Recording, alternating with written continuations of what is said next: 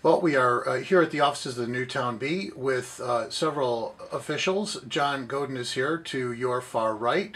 He was the chairman of the latest Charter Revision Commission.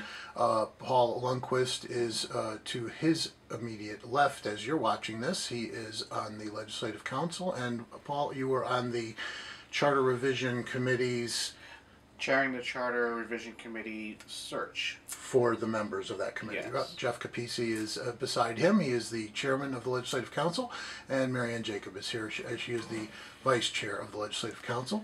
Thank you all for coming out today. The purpose of the series of videos that we're presenting is to help folks understand a little bit why this charter revision was precipitated and how it's going to play out when you go to the polls on November 6th to not only cast your ballot for local and presidential candidates, but also for the charter revision. So let's start with John Godin to talk a little bit about the process and the overview of what happened with the Charter Revision Commission. John? Just briefly, let me just say thank you, John, for organizing this. I think it's a great opportunity for us to get the reason why we did this. This is our opinions. We're not speaking as members of the council at this point. But as everybody remembers, last spring we had a very difficult budget season, went through 5 referenda. After that process, the council decided to convene a charter revision commission to look at making changes to the charter that would make the budget season a little bit easier or clean up the process. They looked at bifurcation or splitting the town and school budgets, separate votes, and also adding advisory questions. And John was the chairman of that commission, and he will speak to the process a little bit. Okay, thanks, Jeff. Thank you. The good thing about this Charter Revision Commission is, first of all, I want to thank the 3 folks to my right, probably not on camera to my right, for putting together one heck of a group of talented 9 individuals, very diverse backgrounds, that really made the whole process excellent, thorough, for myself personally thought-provoking, but we had, from a diverse standpoint, so everyone understands, we had 4 Republicans, 3 Democrats, and 2 independents look at a question that I think was on everyone's mind at the time, given the 5 budget referendums we went through in the spring. We convened in July, and we had about 6 or 7 meetings over a 3.5-week time frame, and we did a ton of work. And to kind of give you a little bit of background on some of the folks in the commission, we had some attorneys, we had an individual who was a former school superintendent, we had a former acting commissioner of the Department of Education for the state of Connecticut, and we actually had a college professor on our group, and a former town attorney.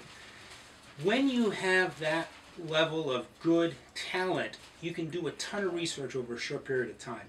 At the end of the day, we delivered a unanimous 9-0 vote in favor of changing the budget process or the referendum process in 4 key areas.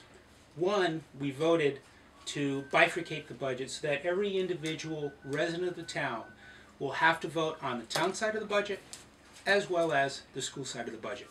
Also, we made the vote binding. Now, what does that mean?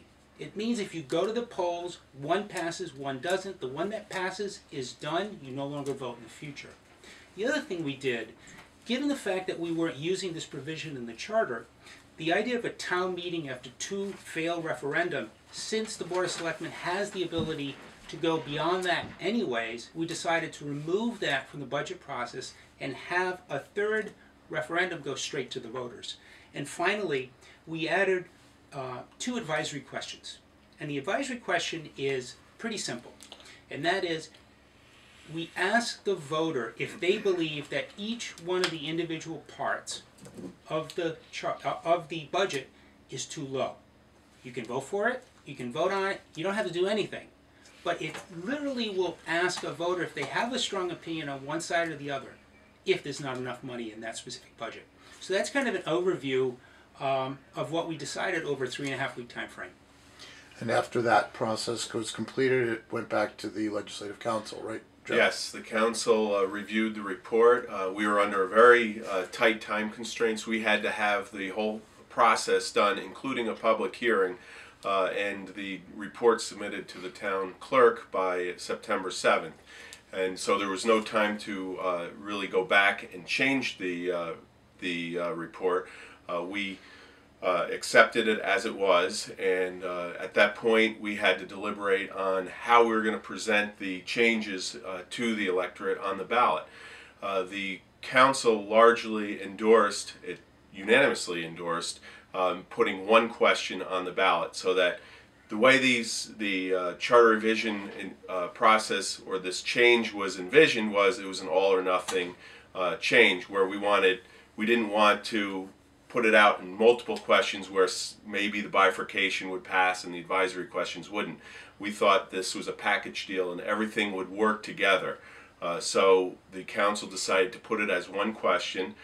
We were told by legal counsel that we should try to describe the changes in the question.